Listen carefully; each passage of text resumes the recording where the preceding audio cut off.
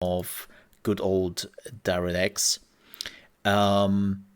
we have to talk about the first news, and that is good old AMD, who has now announced their 7000 series. And if you're curious about what the 7000 series can do or can't do, you can look it up online. But the really interesting part here is that I'm not sure how well it will do. Why do I say that? Because the problem is you need a lot of new tech for it. This is the first time where AMD says, okay, you want to utilize our new 7000 series? Well, you better make sure that you have a new motherboard. You need DDR5 RAM. We recommend at least an SSD, if not even all NVMe 2s.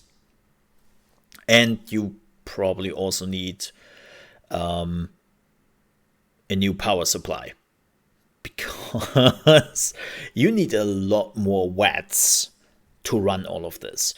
And that's really the problem, right? Like I still remember when back in the day Windows Vista came out, and if you wanted to run Windows Vista, you needed quite a beefy PC for it, because Windows Vista was the first operating system from Microsoft, which was basically telling people, hey, you better have at least a dual core.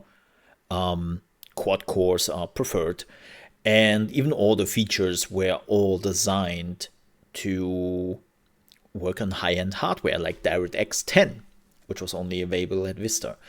And I think that was one of the reasons why Vista never made it, really, when it came to Windows, right? Like people were just like, well, dude, I want to upgrade my Windows, not to upgrade my whole PC. And now, technically, AMD is asking that from you. Like, AMD is directly coming to you and is saying, new CPU, new motherboard, new RAM, probably new hard drive, probably new power supply. That's a lot of money. That's a lot of money. And right now, people try to keep their money together as good as they can. And yeah, I'm curious how well this will do. And I'm curious how long Intel will just ride along and will say, you don't need new RAM for our motherboard. Yeah, you need a new motherboard, but we are not increasing the power supply. Like, we are not doing that and that. And I'm, again, really, really curious, like, if AMD can make the jump and if will people follow with it. Hardcore gamers? Sure. Enthusiasts? Sure. But what's with the mass market? We will see about that. But yeah, curious. I would definitely go for the 7000 series, because I still have a 2000 series. So it would be quite a decent upgrade. But again, I'm actually falling into that category, right? I would have to upgrade quite a bit. And that's a lot of money.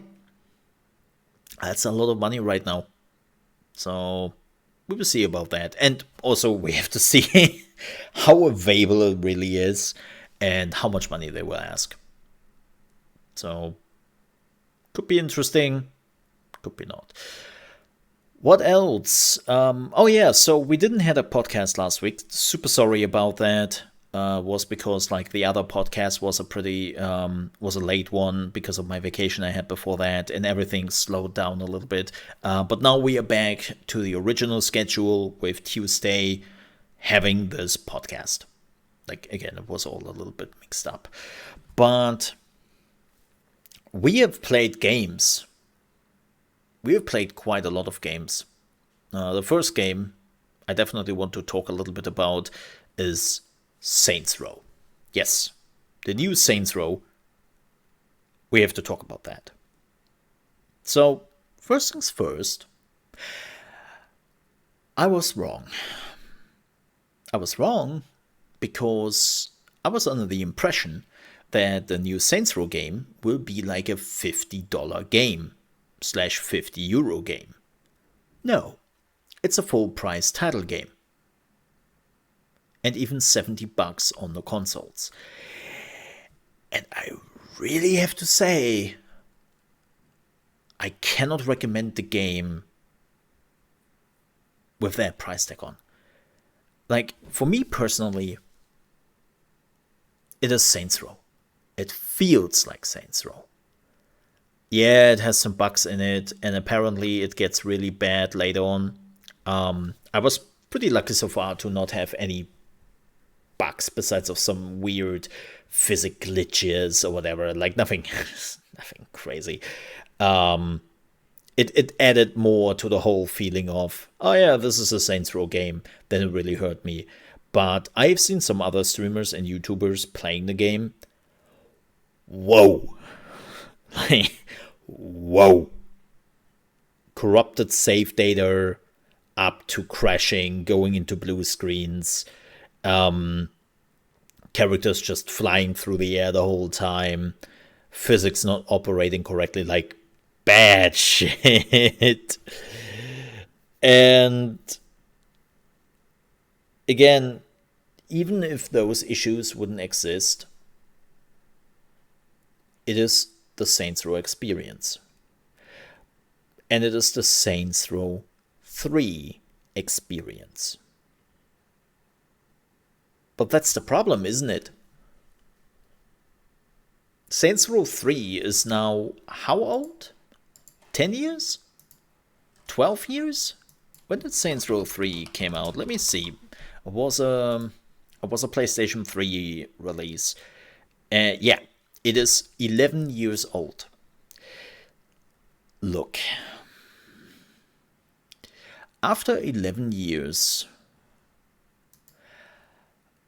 I kind of expect that the game moves on a little bit in what they can offer in gameplay. Graphics are fine, because there's a lot of explosions going on, a lot of destruction. That's fine, right? But gameplay-wise, I would have expected a little bit more. Why not building more on those explosions, and why not building more on the destruction? Keep in mind, Volition, also the creators of Red Faction, knows very well how to do destruction.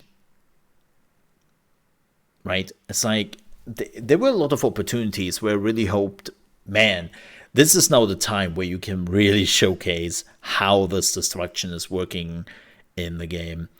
And speaking of destruction, we will talk about another game which is actually utilizing destruction quite a bit in just a few minutes here, which is also from the same publisher, so it's kind of funny to me.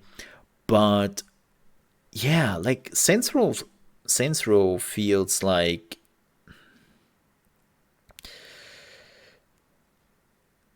there were definitely some opportunities there.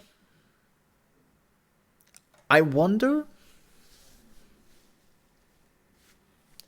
how well Saints Row would be if they are getting rid of the GTA / open world feeling.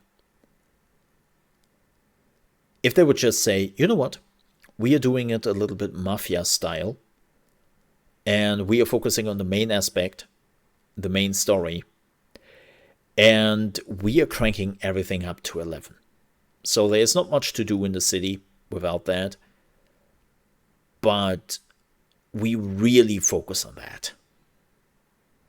And then just make it good. Speaking of activities in the city, wow.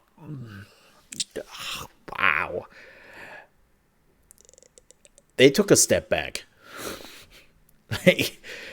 In Saints Row 3, you had a lot of activities which were just bonkers, just stupid, right? They even make fun in the new Saints Row about it, where there's a mission where you need money, and they're talking about how you could make money, and the boss is like, yeah, how about insurance fraud? I'm just throwing myself in front of a car multiple times to make some extra money, because that's something you did in the third one, to make extra money through side missions.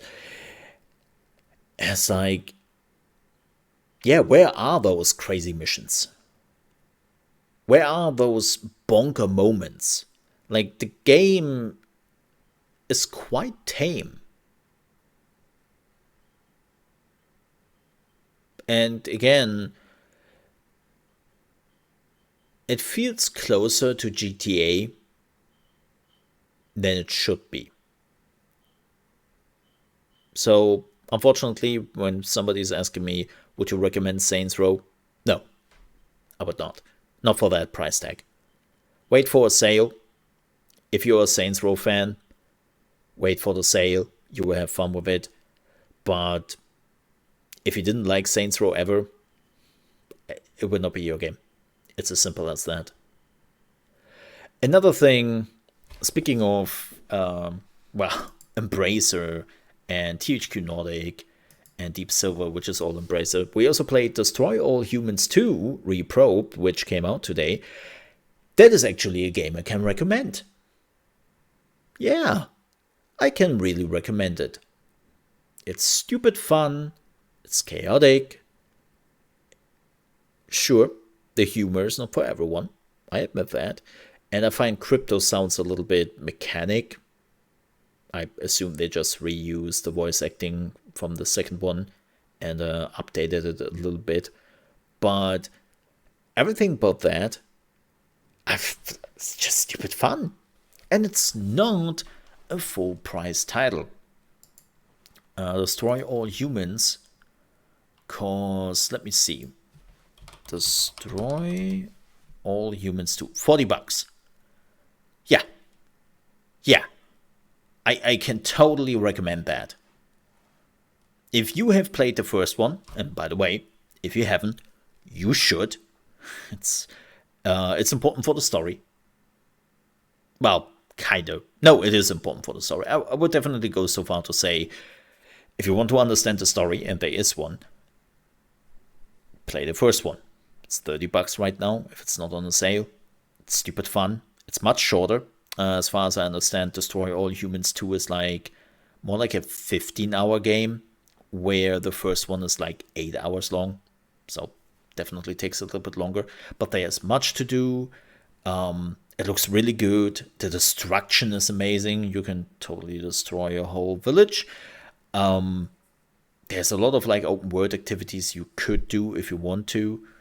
Again, I love to focus on the main mission. They're varied. The enemies slowly become different. And it's just yeah, this feels good.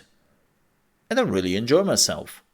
And I also know that after 14 to 15 hours, this experience will be over. And I don't have to put 100 hours into that game. And I really enjoy that right now. I'm personally in the mood for just play a game and be done after it for some while. Yeah. What other games did I play? Oh yeah, I did go back to Diablo 3. The new season has started. Man, Diablo 3 is such... Diablo 3 season is such a weird construct. It is clear that Blizzard has given up on Diablo 3 and they're just running it in the background to keep the last players entertained till Diablo 4 is coming out. It is no comparison to a season in Path of Exile. You cannot compare that. Where Path of Exile new season is more like a little expansion. Diablo 3 is look, we added a new feature. You can now upgrade your legendaries from legendary to angel status, and the stats are higher. Woo! And that's it. That's it for the whole season. I was okay. Cool. And don't get me wrong, again, the point I want to make here is it just feels a little bit weird. Like, you have the feeling that the game is dead and Blizzard moved on, which makes sense because Diablo 4 is coming. But it also feels like they're kind of keeping it alive. It's weird. It's weird.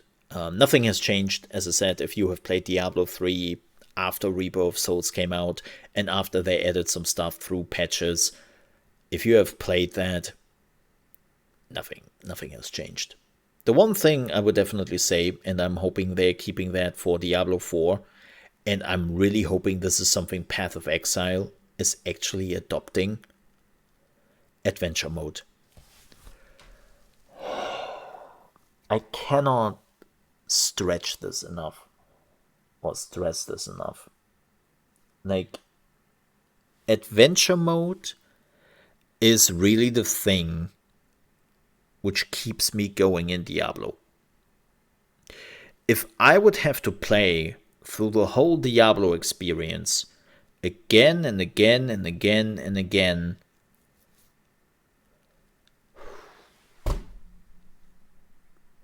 I would stop playing. Because that's what they did with Path of Exile. I'm sorry, Path of Exile, but I just can't start over again. I can't play through the 10 acts over and over again. They're not fun. They're boring. And what I want to do is I want to play the maps as quickly as possible. And that's what the adventure mode is offering you, right? Adventure mode is like, here's our endgame content. You can play it, most of it, not all of it, but most of it, immediately from level 1 onwards. And the leveling experience is a joke. It takes like 6 to 8 hours to level a character. And that's it. And you don't even rush it. And I'm really hoping they're keeping that for Diablo 4. Now, granted,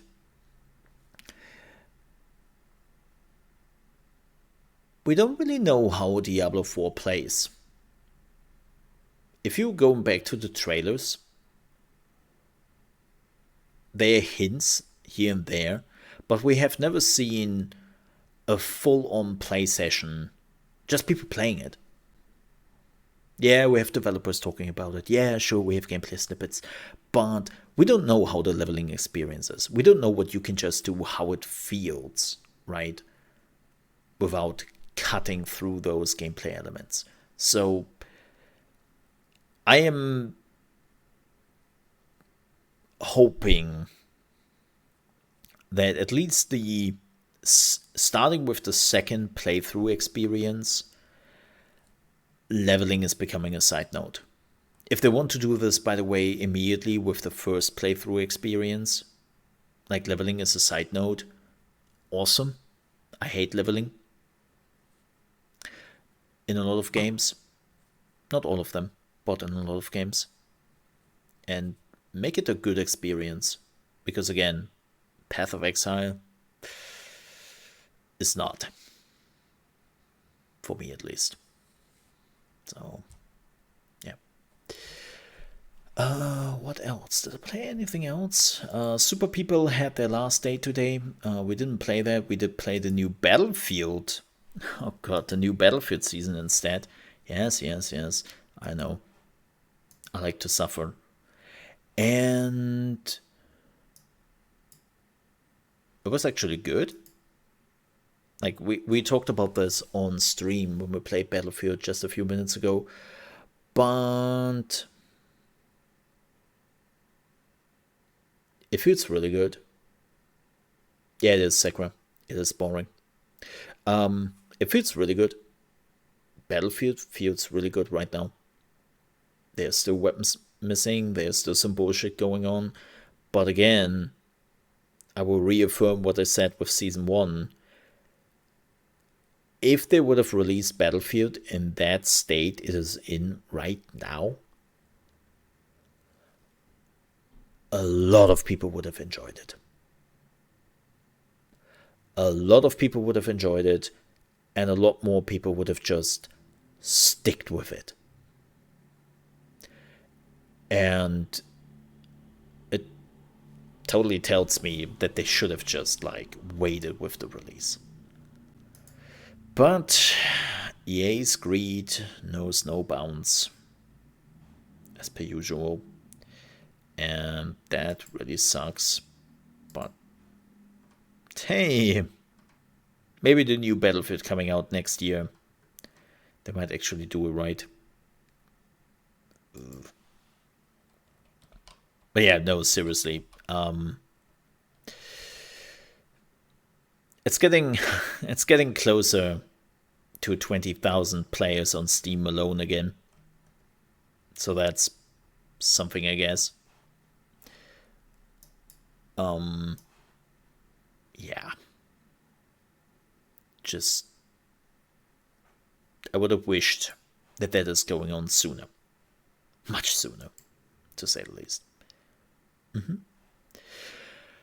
But that was basically it with the side topics. There's not much else going on. No big gaming news. It was the Gamescom last week, so they fired up a lot of trailers last week, and Gamescom was pretty much a success. It was the first Gamescom in the last 2 years where they finally allowed visitors again, and they came. They had over 200,000 visitors in that week, which is quite impressive. We had bigger numbers in the past, but again, that was before COVID. So it's actually kind of impressive that they came back that quickly. But yeah, lots of publishers and developers were all sitting at Gamescom. They were all showcasing their games there. And when that is going on, there's just not a lot of news happening in the video game industry. I mean, they have all their news at Gamescom, or they're showcasing their games there. So there's no real news bound to happen. Yeah. But I think that next week, yep, definitely next week, we will get more news again. Why? Because September. Even if your game is releasing in November, this is normally where PR and other things starting to slowly start their engines. Like they're slowly ramping up to the point where the game is releasing. And as you probably know, October and especially November in the gaming industry is just bonkers because everyone is shitting out their games. And some games will die because of that, because too many games. People had to make decisions. Especially with the people needing money. But the point is, more and more companies are now ramping up their PR, showing trailers, running betas, giving out news, the whole shebang, right? And that will probably happen around next week. Yep. Fascinating also, speaking of releases, there's not much happening in September this year. Which is kind of crazy, all things considered. I mean, for all the people who are watching this on stream, let me just show you this. Be careful, it will be white. This is the release list of September. There are also patches in there. Like, when it comes to big games, there's nothing there. There are some indies here and there, sure. There's some like AA games. But you look at September, and yeah, Metal Hellsinger is in there. Monkey Island is in there. But they are also like AA games. They're not the big blockbuster games. To make that very clear, Slime Ranger is going into early access. It's not even the full release. Also, not a AAA game. Like, again, you're looking at this list and you're like, where are my September releases? Yeah, Gloomwood and all that. Again, I'm talking about the big AAA games. I'm not saying that there are no releases for me personally. I actually have like Grounded, I'm curious about. Dual Universe could be interesting. Like, there are definitely some releases for me as somebody who loves indie games, who loves AA games, right? Like, there's lots for me in September. But for everyone else, like for the people who are really looking for the AAA releases, there's not much happening. October, we have Overwatch 2, which is one of the big ones. Right? We have A Plague Tale Requiem, the Ghostbusters game, Uncharted, okay, when you don't have that already. Gotham Knights, Persona 5 Royale, New Tales from the Borderlands, Scorn. Like, again, October, you're looking at it, of course, Call of Duty is coming out, and you just see those games and you're like, whoa, okay, October is there. You know, October is there, and then, of course, November continues and whatnot. But I think this is the first year in a long time where September is not much happening when it comes to big releases. Yeah. It's interesting. Mm-hmm. But with that said, let's talk about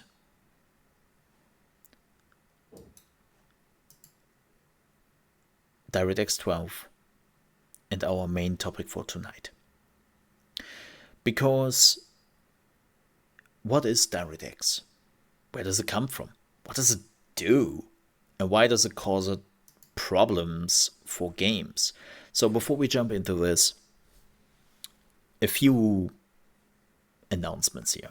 First things first, I will keep this in layman terms. I will explain it as simple as possible without leaving out important information. But that also means I will not talk about every little detail. Like the story of Gabe Newell, right, and DirectX and Doom and all that. Like, sure, that's an interesting story about DirectX and how DirectX came together and how it worked, but it doesn't really help for the technical side of things, right? And what I really want to achieve here with this is to explain to you how it works and why we are seeing more games having issues with it, and why we have games who are just struggling, right? So that's what I want to focus on. But to understand that, we have to look at where does it come from and what does it do, right? So yes, there will be some interesting things not being in here, but they are not really important for the main point, and that is, why do games now have issues with DirectX 12? And why are we using this? So, to understand where DirectX is actually coming from, we have to go back, way back, into the 90s. Microsoft was preparing the Windows 95, and this brings us to the first point. Who makes DirectX? Who owns DirectX? Well, you probably already guessed it. Microsoft. Microsoft owns this. They are working on it. It is their thing. They have the rights for it, right? It's all theirs. And yes, that even means consoles are using it. The PC is using it. It is an API. It's an interface between the hardware which is in your system, and it doesn't matter if you were playing on Xbox, on PC, on PlayStation, on Nintendo Switch. 95% of all the games out there are using DirectX as their API.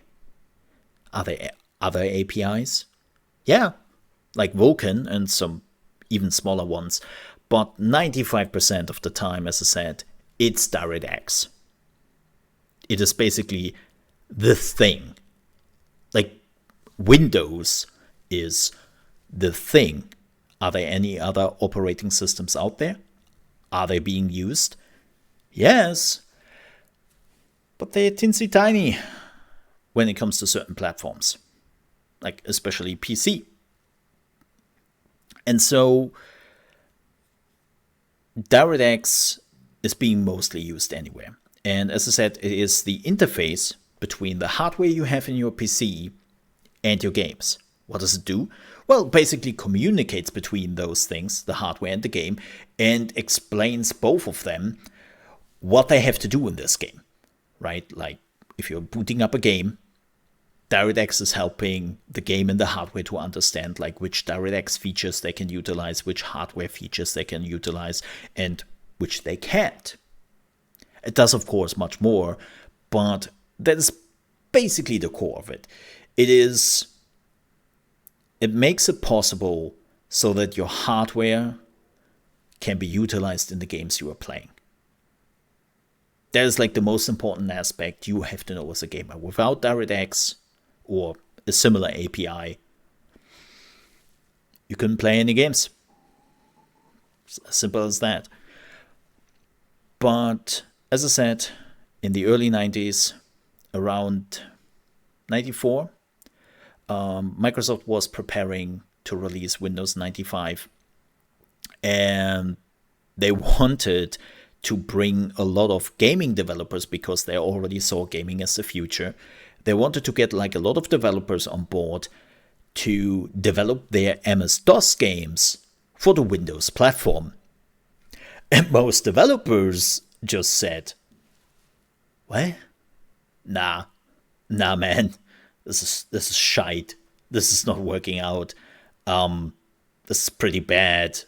We will not port our games or develop our games for Windows. Like, we will stick with MS-DOS or even go with something else. But this, nah, man, no thanks. And that was, of course, a huge problem for Microsoft. So they were sitting down, they were hiring more people, and they started to work on an interface to make it easier to bring those MS-DOS games to Windows. And DirectX was born. And DirectX then became more and more the API which it is today, which is also offering graphical features. And to better understand how big the jump can be between multiple DirectX versions, remember this. DirectX 8 was utilized in what you have been seeing on your Xbox or your PlayStation 2. There was the graphics we had available with DirectX 8. There was the PlayStation 2 Xbox era. DirectX 9 was PlayStation 3, Xbox 360, even though PlayStation 3 had mostly their own thing going there a little bit, which made it really problematic to develop for the console. But just to understand that was the era where DirectX 9 was a thing. Then PlayStation 4 and Xbox One was DirectX 11 / DirectX 12 support, and PlayStation 5 and Xbox Series is now using DirectX 12. And of course the same goes for the PC. Now you already might have noticed something. Wait a minute, Mo. I'm not good at math, but for me, after 9, there is a 10 and not 11. What happened with DirectX 10? Well, that was a bust. Well, it was a little bit of unluckiness on Microsoft's side, because DirectX 10 came out exclusively for Windows Vista, and it came out about 1.5 years when the PlayStation 3 and Xbox 360 came out. So the new consoles came out at that point. And then after 1.5 years, Microsoft was like, we are done with DirectX 10, folks. Yeah. And everyone was just going, yeah. So what? We cannot upgrade the hardware. We cannot upgrade the consoles, because the problem is that new hardware can utilize old DirectX features. So let's say you have a DirectX 12 GPU. You can utilize DirectX 9 features. That's no problem whatsoever. The other way around, it does not work. With a DirectX 9 card, you cannot utilize DirectX 12 features. So the problem at the time was the new consoles just came out, and hardware updates for consoles were not a thing back then, and especially not 1.5 years after the initial release, right? Like, you cannot do that. So Microsoft was going around and was like, hey, you want to develop your game in DirectX 10? Huh? DirectX 10, new features, looks amazing. You want to do it? And everyone was just going, why would we exactly?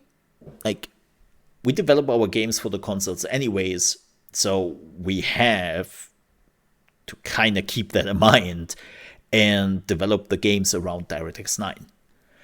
But you can deactivate the DirectX 10 features, you know that, right? And then just utilize it on the PlayStation 3 and Xbox 360. Yeah, nah, that's too much work. That's too much work and too much extra money. Nah.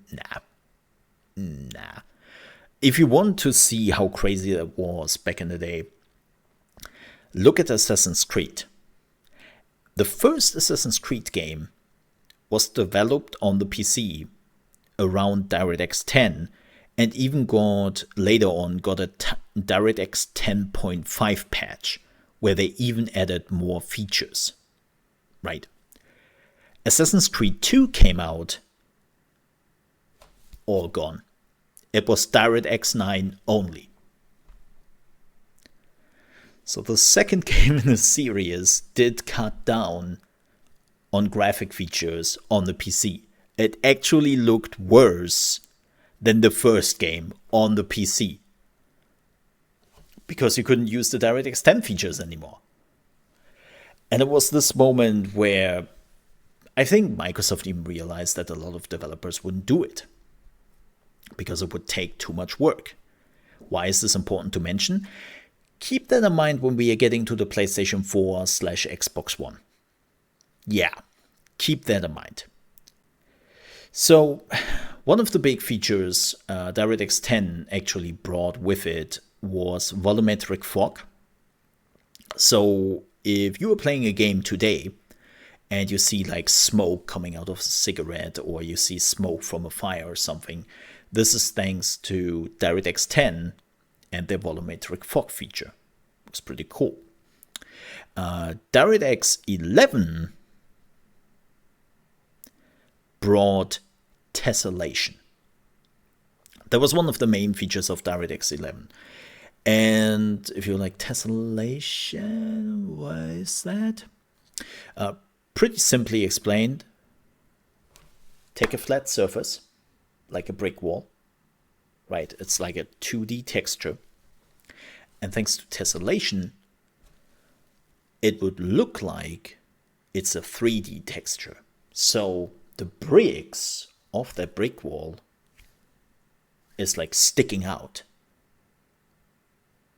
And the developers didn't have to do anything. It was basically an automatic feature where you could just say, this surface, use tessellation. This surface, use tessellation. Right? Like walls, floors, or like even like certain parts on an armor you're wearing. It made development so much more easier. if you want to see a game which overdid it and basically burned down a lot of PCs, you should definitely check out Assassin's Creed Unity. Assassin's Creed Unity was the next game, right, where they really wanted to go all in with new graphics and all that. And tessellation was definitely one of the things. And they used tessellation literally everywhere. Wherever they could in this game, they utilized tessellation. Okay, so why is that a problem? Because it was really hardware hungry. It was eating your hardware for breakfast. And you really had to be a little bit careful with tessellation at that point. But Ubisoft just overdid it. They use tessellation everywhere. You can see it here at the walls, right? Like the engravings on the wall, they are all using tessellation. And they were using tessellation wherever they could. And it got even worse. They even used tessellation on the stitches of clothes or like pillows, like, you know, those small little fluffy pillows, not the ones you would use for sleeping, but you would just have around for decoration. Even those pillows and the stitches they had used tessellation, and they had rooms with hundreds of those pillows. It was bad. And you might say, okay, well, if you don't have the hardware to muster that, then you have to turn it down. Well, that was the problem. You couldn't. You couldn't turn down tessellation in Assassin's Creed Unity. You couldn't turn it off. You just had to take it. And again, that was pretty bad. An amazing feature Assassin's Creed Unity utilized badly. Very badly. But that brings us to the new consoles, right? PlayStation 4 and Xbox One were DirectX 11 consoles with DirectX 12 support. What does that mean? Well, Microsoft wanted to be smart. They really wanted to be smart this time. They learned from the mistakes of DirectX 10 and the PlayStation 3 and Xbox 360, right? And they knew that DirectX 12 was nearly done, or well, was already more or less done at that point, when the PlayStation 4 and Xbox One came out. And they were like, yeah, okay, so what we would do this time is the new consoles will all utilize DirectX 11, but you can also easily port your games in the DirectX 12 version to the old or to the new consoles. They wouldn't utilize any of the DirectX 12 features because the hardware was not ready for it. The hardware couldn't do it, but you didn't have to do a lot of porting, right? So we'll basically just downscale it, which is pretty smart move when you think about it. It's like, yeah, okay. So they wouldn't use the features, but you could just use it on your console and you don't have to do a lot of porting work. And so what Microsoft hoped at that point was that everyone would just develop in DirectX 12 when it's out, and the PC games will utilize DirectX 12, but it would barely take them any work to port that DirectX 12 game to the PlayStation 4 and Xbox One, even though they were dominantly DirectX 11 consoles. Sounds smart. Sounds like Microsoft really thought about something. Unfortunately, it didn't work. It didn't work because Even with that said, a lot of developers just realized, wait a second, but that still means I have to put the new DirectX 12 features into the game for a group of gamers which are not my main target audience and which are also smaller audience size than on the consoles. Why would I go through the extra work again? Right. It was really unfortunate. So most games were not developed in DirectX 12. Even though DirectX 12 is pretty old at this point.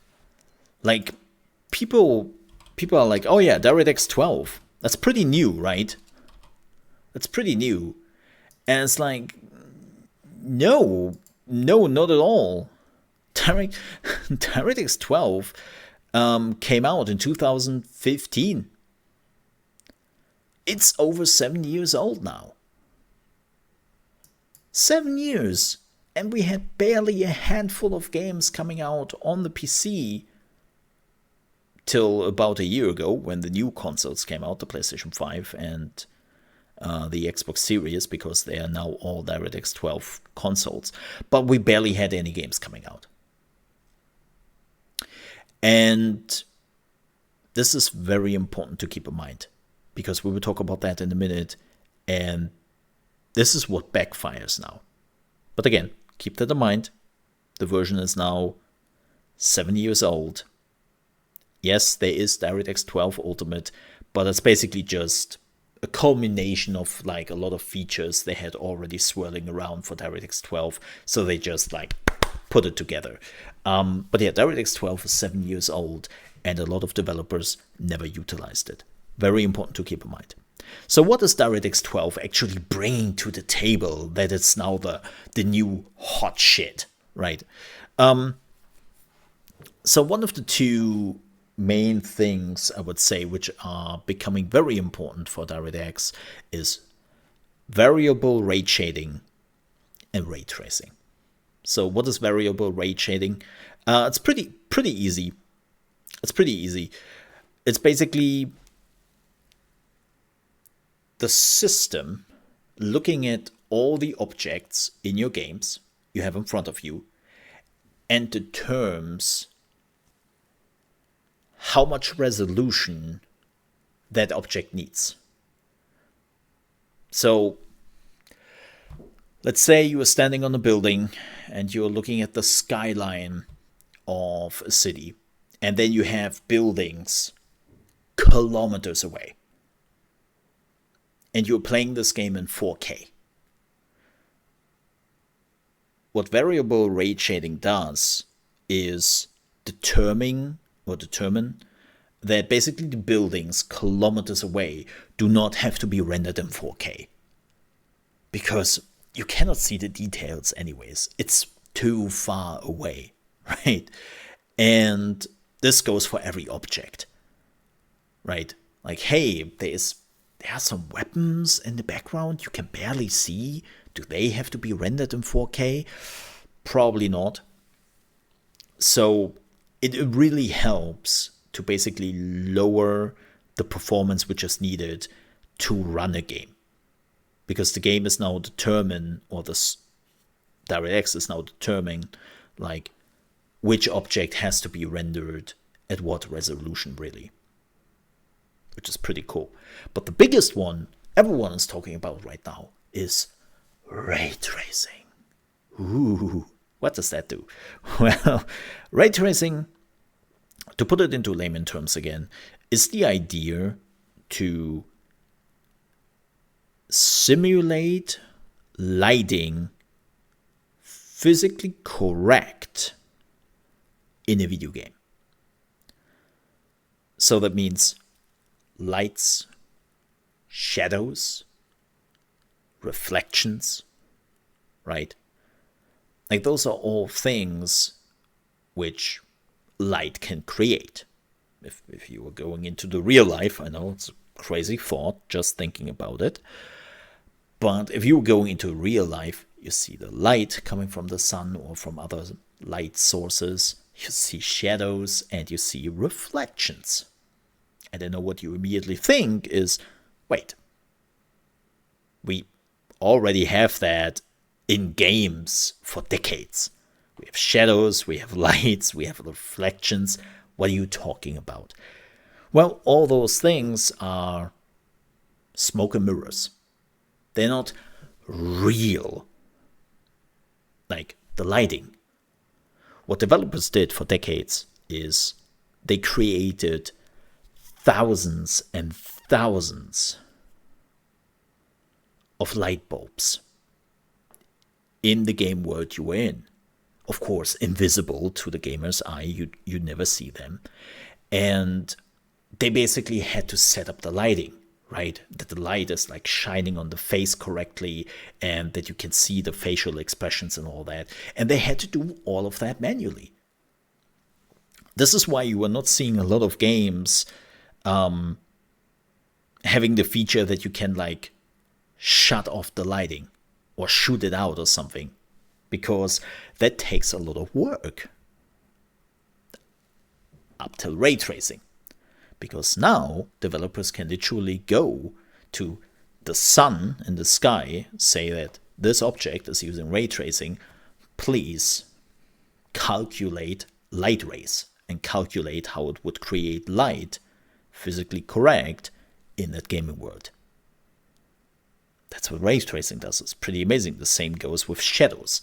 For years, shadows were basically 2D textures which were just blackened, right? They took like a vase, would make it a flat 2D texture, would it attach to the actual object, make it black. That's your shadow. I know it got a little bit more complicated over the last few years, but that was basically the process for many, many years, right? Like the idea that you would just take a 2D texture and sell it as the shadows, right? Like, again, it got much, much more complicated over the last few years, but that did cost a lot of work. Developers had to set it up and had to make sure that everything is doing the right thing. Now, through ray tracing can just calculate that and can actually create real shadows from the lighting it created. Again, super cool. Same goes with reflections. Now, the reflections are really interesting because we never had reflections in video games most of the time. Yes, they added kind of reflections, but if you looked at like puddles and all that, it wasn't really reflecting exactly what you would see, just something similar. And it wasn't really a full reflection. Hold on, Mole. I have seen a lot of mirrors in video games. I know that reflections are real. Well, that's the interesting part. They are not. Those mirrors were fake. And it's a bit creepy how they did it when you think about it. But what they did to create this mirror effect was where you would have a mirror, right? They would create an invisible wall there. They would put some textures around it so that it looks like that this could be a mirror. Then on the other side of that invisible wall, they would create a one-to-one copy of the room you were in, and they would reproduce everything one-to-one, what you would do in that room at the same time. So you didn't really look at a reflection, you looked into another dimension, so to speak. It's a bit creepy. It's a bit creepy when you think about it, you know.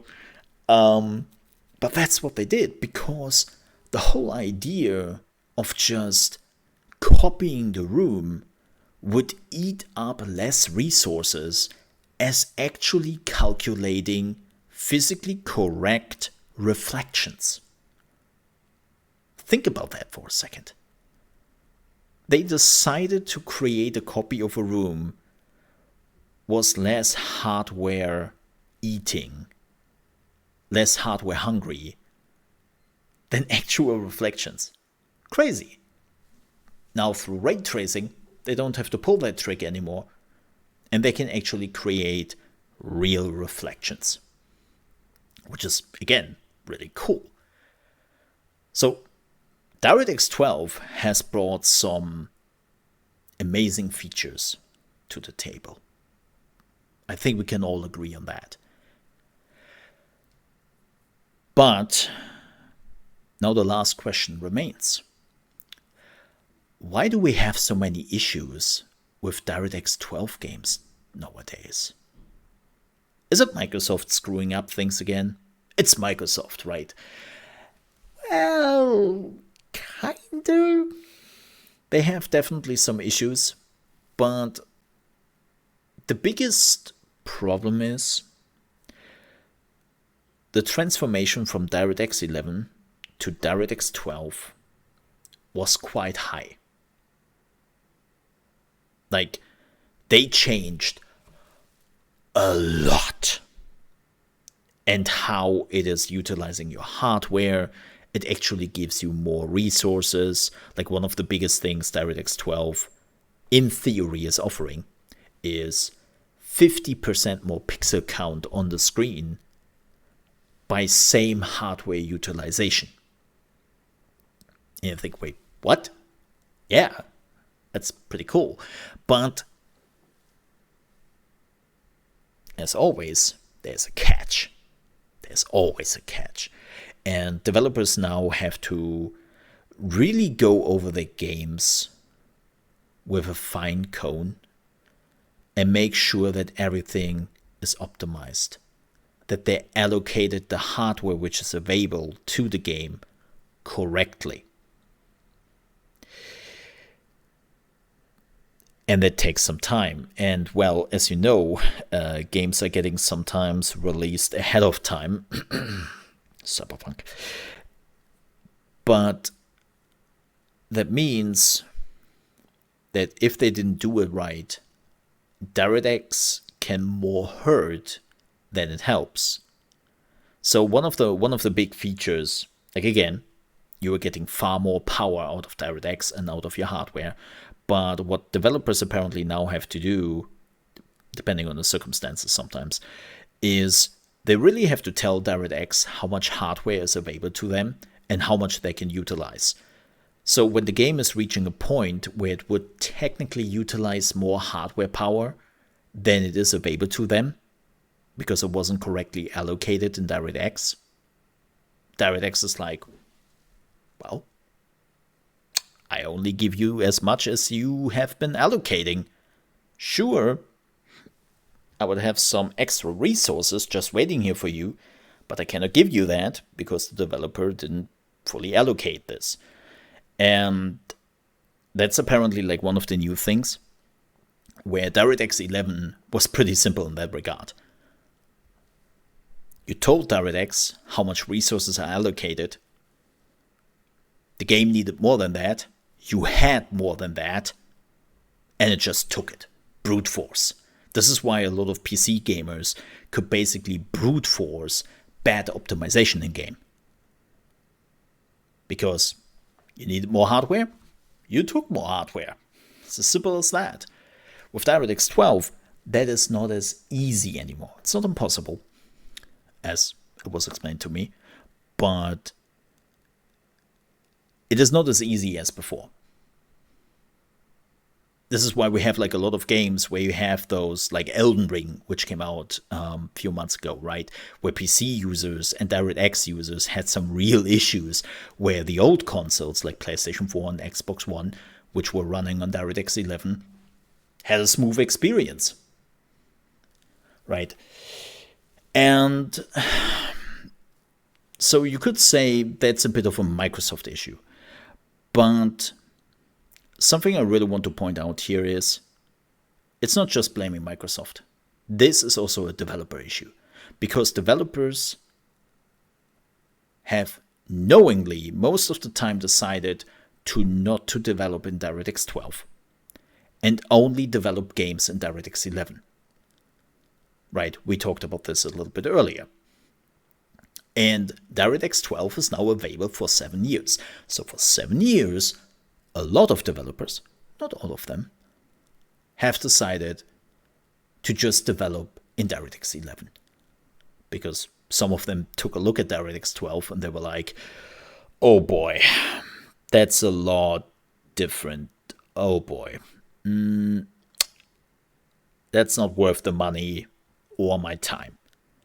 And at that moment in time, that was the right decision. I'm not telling them, oh, though, you idiot, why have you done that? No. Again, it's a simple cost factor time decision. It's a business. And they decided at that point, DirectX 11 was just a better choice.